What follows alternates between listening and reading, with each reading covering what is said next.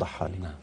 هل صحيح أن مرسي أطاح بعنان وطنطاوي في يوم 12 أغسطس بعد معلومات أنه في جنازة الضباط والجنود اللي قتلوا كان سيتم التخلص من مرسي بالقتل بالانقلاب عليه بشيء من هذا؟ يعني خليني أقول لحضرتك إن دي معلومة مؤكدة. أنا كنت موجود في معلومة مؤكدة. أنا كنت موجود في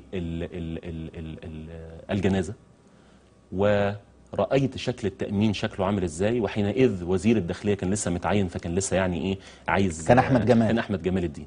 فجه وقال لي ساعتها التأمين ليس جيد للرئيس على الإطلاق. فتكلمنا مع الرئيس وقلنا له سيادة الرئيس التأمين ليس جيد.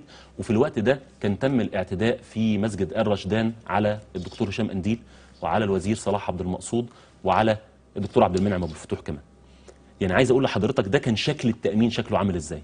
شكل التأمين ان حصل كل السياج اللي كانت موجودة تم اقتحامها من قبل الناس اللي كانوا موجودين، وكانوا ساعتها عمالين يهللوا الحمدي بدين وعمالين يقولوا له يعني عمالين يهللوا له.